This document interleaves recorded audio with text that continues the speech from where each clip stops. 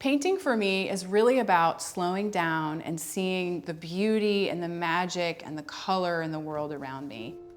Hi, I'm Rebecca Weller, and I'm so excited to introduce you to acrylic paint. This is about getting rid of the fear and the things that hold you back from trying this medium, having fun, making beautiful mistakes that you actually fall in love with, and just getting messy in the studio with me.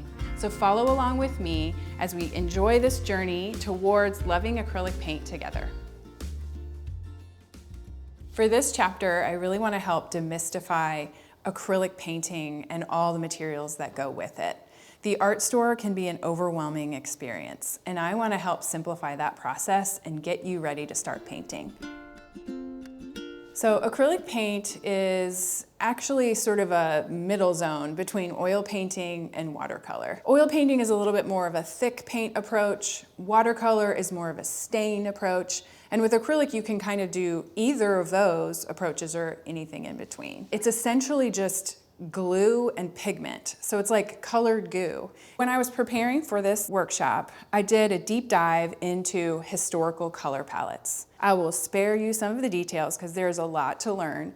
But one of the things that I loved getting to know was how these core palettes that people used were actually affecting the outcome of their work. This is kind of a cross-section of an old master's palette, and you can see how earthy and natural the palette feels. So when we talk about the old masters or classical palette, we're talking about 1600s, 1700s.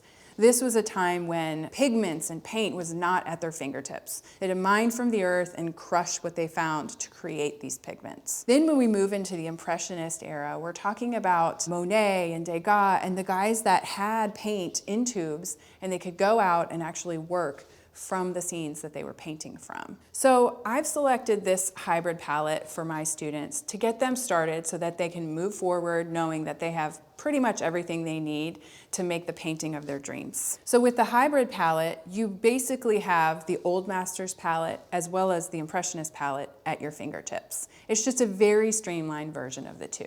And the nice thing is, it's all in tubes, it's easy cleanup. That's the beauty of acrylic paint.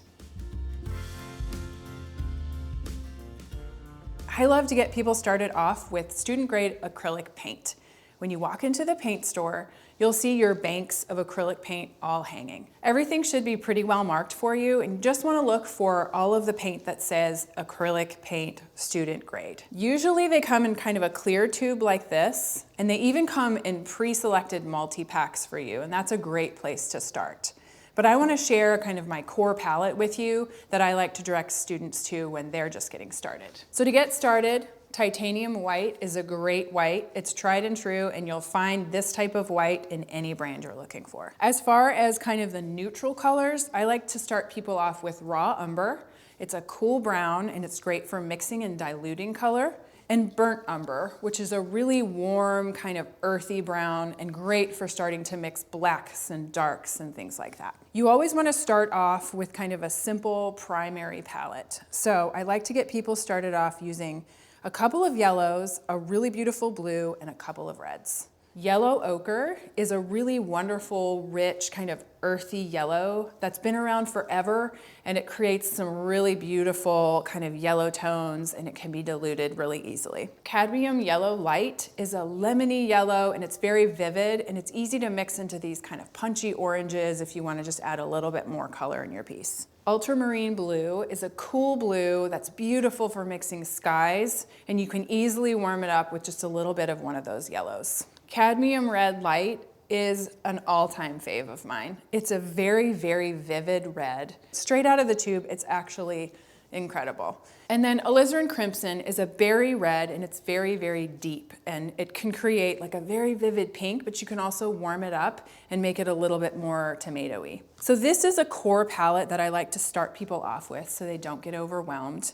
And once you have all of these colors and you are ready to go, you'll want to make sure that you have a palette on hand as well. Now, everybody wants that big round palette with the thumb hole. Definitely go get yourself one of those someday.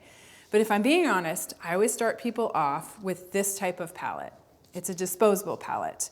And the beauty of this palette is It comes in multi-sheets, and once you've laid out your palette and used it, you can either cover it with saran wrap and keep it for a few days, or you can peel it off and throw it away. I love to get people started on these little canvas boards. This is an 8x10 canvas board, and it's essentially just what it sounds like. It's a piece of cardboard covered in canvas and ready to go. You can get these at any art store, and oftentimes you can get them in multi-packs, and I suggest that. So let's talk about brushes. When you walk into the art store, you're gonna see all the brushes arranged in an aisle, and they'll all be kind of sectioned off in banks just like your paint. What you wanna look for are brushes that are labeled for acrylic paint or for acrylic and oil paint. What you're going to find is that there are two main types of brushes. There are the hog hair or natural bristle brushes, and then there's the synthetic bristle brushes. Both are great, but when you're getting started, I like to start people off with a starter pack of synthetic bristle brushes. I'll be doing a deep dive into the brushes, the shape of them, and what each one does later. But for now, all you need to know is you want to look for synthetic bristle brushes in a multi-pack that's made for acrylic paint. You have everything that you need to get a painting from start to finish in one place. And these are all great to get to know when you're just starting out with acrylic paint.